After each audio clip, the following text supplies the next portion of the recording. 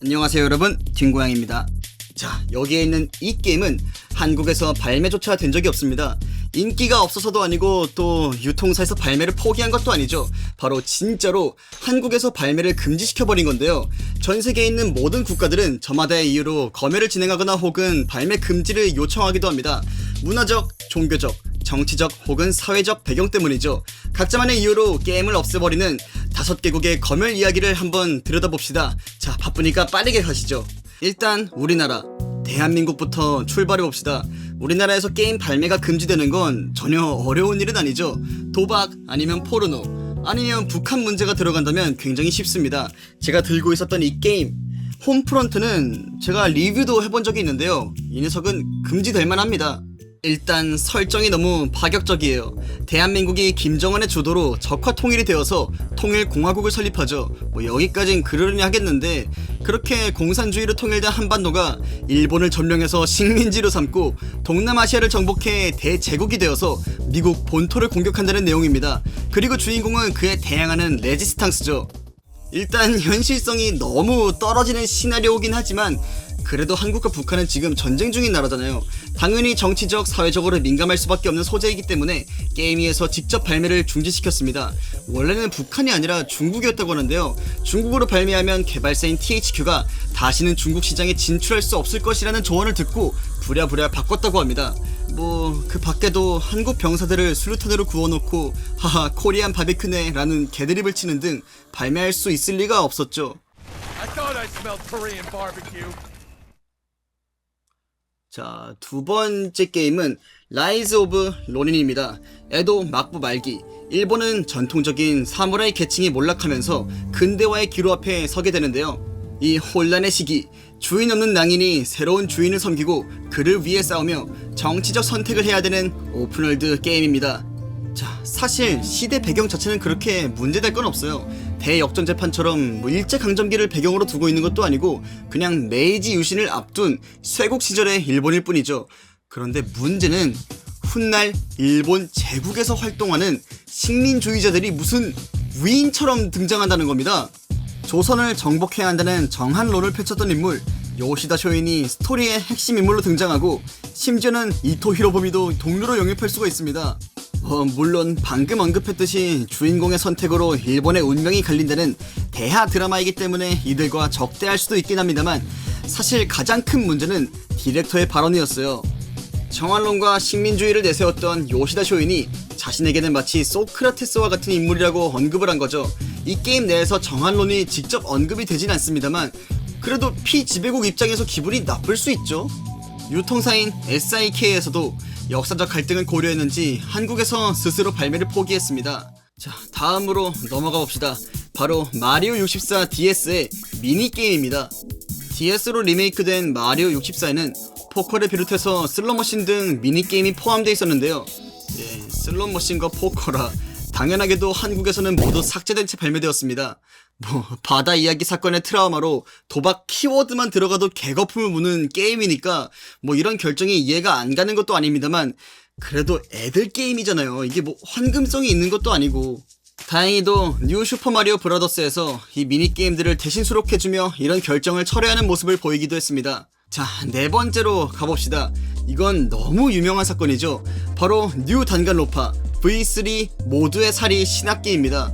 단간론파는 고등학생들이 감금된 공간에서 살인사건이 발생하고 그 범인을 잡기 위해 증거를 수집한 뒤 학급 재판을 벌인다는 추리 어드벤처 게임입니다. 그래서 이 게임의 문제는 뭐냐고요? 없어요. 사실 이 게임은 딱히 판매가 금지될 만한 이유는 없습니다. 미성년자들끼리 학급 재판을 벌이고 가해자를 색출해서 처형하는 과정에서 조금 가학적이다는 평가가 있지만 그럼 성인 등급으로 내면 되잖아요.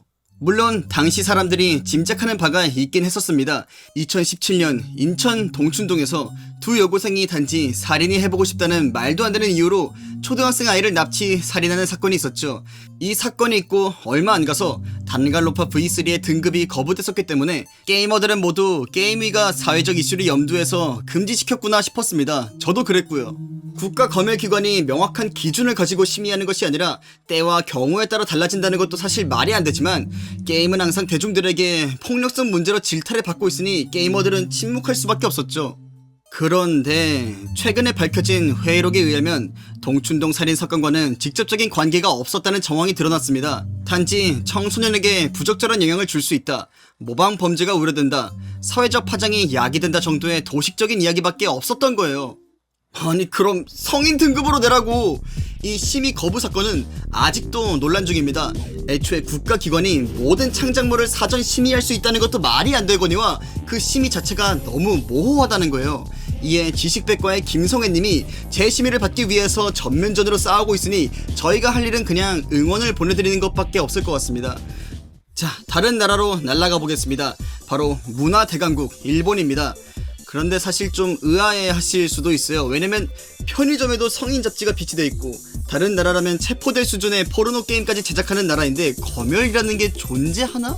라는 의문점부터 먼저 떠오릅니다만 사실 일본은 검열이 굉장히 심한 나라입니다.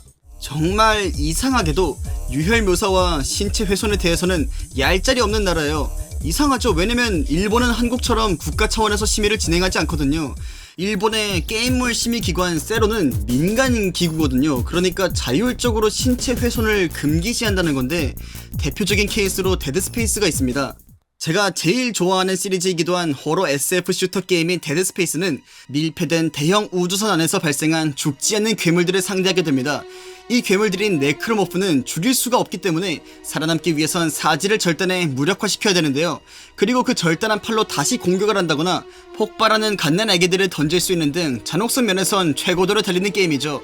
그만큼 독특한 분위기를 가지고 있는 매력적인 게임이기도 하고요. 그런데 역시 신체를 마음껏 절단하고 훼손할 수 있다는 게임 디자인 때문인지 일본에서는 등급 거부가 되었습니다. 비슷한 이유로 칼리스토 프로토콜도 발매가 취소되었죠. 웃기죠? 민간 기관이 무슨 정부보다 열심히 검열을 감행한답니까? 제가 조사해본 바에 따르면 세로는 검열 기준에 아예 명시가 되어 있답니다. 잔혹한 양상의 유혈, 절단, 시체 묘사나 살인은 금지 표현이라는 거죠. 아이러니하게도 일본은 모든 심의를 민간 기관에게 위임했기 때문에 문제가 생깁니다. 세로는 일본의 유일한 게임물 심의 기관이기 때문에 이 기관에 거치지 않으면 게임을 발매할 수가 없죠. 그러니까 혹시 문제가 생기면 덤터기를 쓸까봐 굉장히 눈치를 많이 본다는 겁니다. 그런데 일본 애니메이션에선 진짜 툭하면 팔다리 잘리고 피 부어 마시고 터뜨리고 대가리 꼬챙이 끼워서 캠프파이어하고 지랄 옌병도 아닌데 게임 심의만 민감하다는 건 좀 어이가 없죠. 데드스페이스와 거의 동일한 고어 묘사를 보여주는 스텔라 블레이드는 17세 등급으로 무사 통과하고 데드스페이스는 심의 자체를 거부했습니다. 그러니까 정확한 기준 없이 마음 내키는 대로 심사하는 건 뭐 정부 기관이나 민간 기관이나 다 똑같다는 거예요. 이래서 일본의 게임 개발사들은 스스로 문제를 해결해야만 했죠. 예를 들면 캡콤의 바이오 하자드 리메이크 2, 3, 4 모두 일본 내수용은 자체적인 검열을 거쳤습니다. 고어 묘사는 모두 전체 이용가 수준으로 고쳐놨고 신체 절단이나 장기 노출도 없죠. 좀비 게임인데도 불구하고 꿈과 희망의 나래를 만들어 놓았습니다. 일본 게이머들의 불만은 점점 더 커지고 있는 실정입니다. 자국에서 개발한 자랑스러운 게임인데 오히려 검열판으로 사야 되는 입장이니 기분이 나쁠 수밖에 없겠죠. 바이오 하자드 시리즈의 창시자인 미카미 신지 디렉터도 규칙은 게임을 하지도 않는 사람들이 만든다며 일방적인 불쾌감을 토로하기도 했습니다. 자, 일본편 마지막 작품입니다. 1943 미드웨이 해전이죠. 1987년 캡콤에서 발매한 슈팅 게임인데요. 특이하게도 일본 게임인데도 불구하고 미국 전투기를 타고 일본 전함을 부순다는 내용입니다. 실제 미드웨이 해전에서 미국이 큰 승리를 거뒀기 때문에 이렇게 만든 것으로 보입니다만 적국 입장에서 자신들이 패전하는 역사로 게임을 만들었기 때문에 일본 내에서 굉장히 반응이 좋지 못했습니다. 아무튼 이런 논란을 인식했는지 가정용 기기를 이식하면서 제목과 내부 설정들을 모두 갈아엎었습니다. 제목은 갑자기 바랄라에서의 전투가 되었고 톤의 중순양함, 카가 항공모함 등의 일본 전함들은 뜬금없이 동탁, 여포, 허유, 알량, 장합 같은 삼국지 인물 이름들로 바뀌었죠. 자, 다음 나라로 넘어가 봅시다. 드디어 극동아시아를 벗어나서 비행기 타고 15시간이 걸리는 곳 사우디아라비아로 가볼 건데요. 이 사우디아라비아에선 정말 상상도 못하는 게임이 금지당했습니다. 이게 일단 보여드릴 건데요. 뭐냐면 바로 이 포켓몬 카드 게임이 금지가 됐습니다. 아니 왜요? 이만큼 건전한 게임이 또 뭐가 있다고? 저도 시간이 허락한다면은 역삼이나 용산으로 미니리그를 나가는데 세상에 이렇게 건전한 취미가 또 있나 싶어요. 저희 어릴 때 각종 언론 매체에서 유의한 카드가 도박행위라면서 쥐어팰 때가 있었잖아요. 그것과 비슷한 걸까요? 예, 비슷한 겁니다. 2001년 이슬람 율법학자들은 새로운 법령을 발표하게 됩니다. 포켓몬 카드는 이슬람 율법에 위배된다. 첫 번째로 역시 도박성입니다. 보다 좋은 카드를 뽑기 위한 행위를 반복하는 것을 도박과 유사하다고 판단한 거죠. 그리고 덱에서 카드를 뽑아 경쟁하고 승패를 가르는 구조 또한 도박과 동일하다고 본 겁니다. 그리고 두 번째, 그럴 줄 알았죠. 바로 진화 때문입니다. 이슬람에선 오로지 창조론만을 믿는데요. 이 작고 하찮은 짐승들이 진화를 한다는 시스템 자체가 마음에 들지가 않았던 겁니다. 아마 이슬람 율법학자들에겐 EV가 여러 갈래로 진화하는 모습이 본인들의 모든 가치관을 부정하는 것처럼 보였을 겁니다. 마지막으로 세 번째는 진짜 억지입니다. 저도 읽으면서 봐야 되는데 뭐냐면 카드 뒤편에 유대교의 상징인 다윗의 별하고 기독교의 십자가 그리고 일본 신토의 상징들이 내포되어 있대요. 근데 아무리 봐도 육망성 같은 건 안 보여요. 그냥 자기 신들의 주장을 정당화하기 위해서 가짜 뉴스를 살포한 거죠. 뭐 진짜 억가도 이런 억가가 없는데요. 뭐 오해는 하지 말아주세요. 제가 특정 종교를 비하하거나 폄하하는 게 아니에요. 전 모든 종교인들을 지지하고 존중합니다. 근데 무슬림 분들도 포켓몬 게임 몰래몰래 할 것 같긴 해요. 자, 다음 게임으로 넘어갑시다. 다음 게임은 바로 라스트 오브 어스 파트 2입니다. 뭐 이 게임은 왜 금지됐는지 알 법해요. 그리고 100번 이해합니다. 일단 주인공인 엘리가 대마 흡연을 하는 장면이 대놓고 나오는 데다 바로 다음 장면에선 동성애 행위를 하는 장면까지 무자비하게 나와버립니다. 무슬림 분들이 이런 걸 용납할 수 있을 리가 없죠. 딱히 국가 차원에서 공식적으로 금지를 시킨 것은 아닙니다. 그냥 소리소문도 없이 모든 사전 예약이 취소되고 상품 페이지가 사라졌다고 하네요. 아무튼 이렇게 폐쇄적이고도 종교적 강단이 강한 사우디아라비아. 그런데 최근 들어서 규제를 완화하려는 움직임을 보여주고 있습니다. 바로 얼마 전 2025년 7월 17일 GTA5가 정식 발매되었는데요. 아니, 적나라한 폭력 묘사에다 성적인 장면, 동성애 암시와 각종 중범죄까지 무분별하게 퍼레이드로 제공하고 있는 GTA는 또 왜 된대요? 이게 무슨 일이냐면 중동, 특히 사우디아라비아는 미디어 검열 정책을 완전히 갈아엎기 시작했거든요. 사우디는 아예 국가 차원에서 게임 산업을 지원하며 청년들이 규제 없는 문화생활을 즐길 수 있는 시대를 바라보고 있습니다. 정말 놀라운 변화네요. 한국이란 진지하게 거꾸로 가고 있는 것 같은데 참고로 단간로파 V3는 사우디아라비아에선 판답니다. 아무튼 자, 마지막 국가인 중국으로 넘어가 볼까요? 중국 국가 검열, 심의, 규제 종착지이자 대제국이죠. 당연히 금지당한 게임이 한두 개가 아니겠지만 그래도 굵직한 케이스만 몇 개 훑어보고 갑시다. 첫 번째로는 배틀필드 4입니다.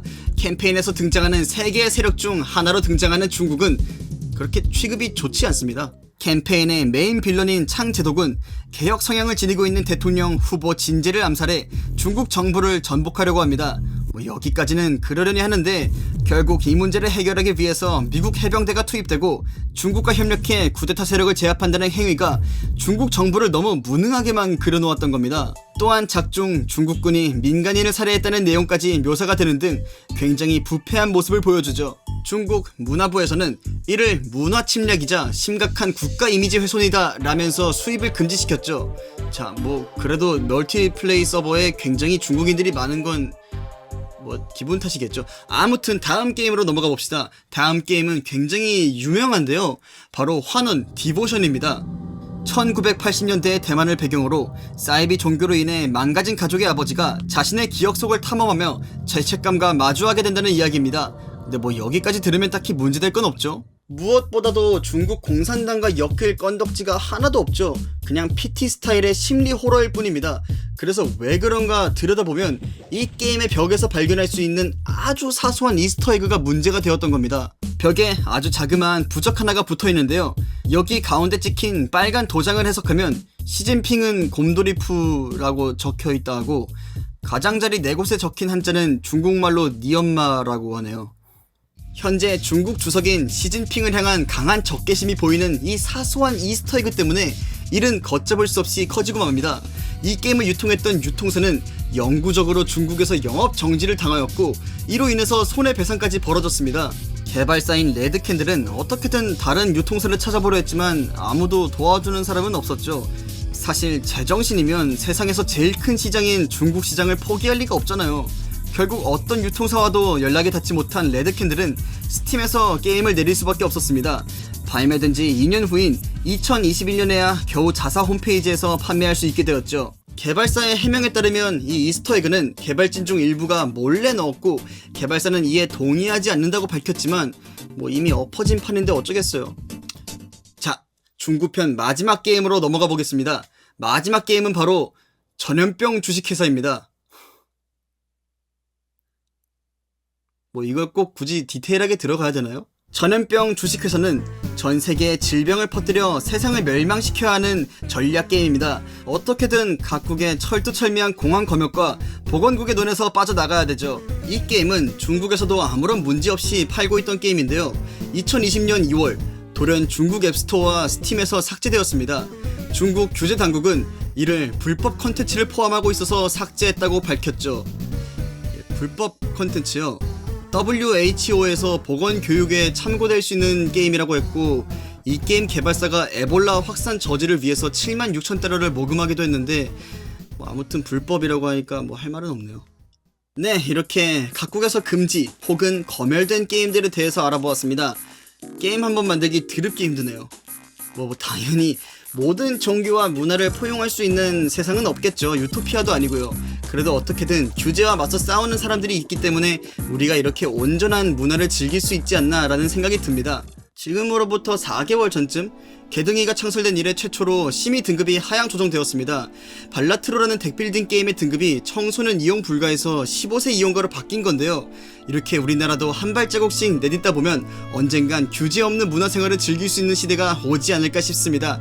지금까지 든고양이었습니다. 좋아요와 구독 한 번씩 눌러주시고 그리고 여러분들의 경험도 댓글로 달아주세요. 그럼 이만 저는 물러가겠습니다. 아이 단갈로파 씨 사우디도 정발하던데.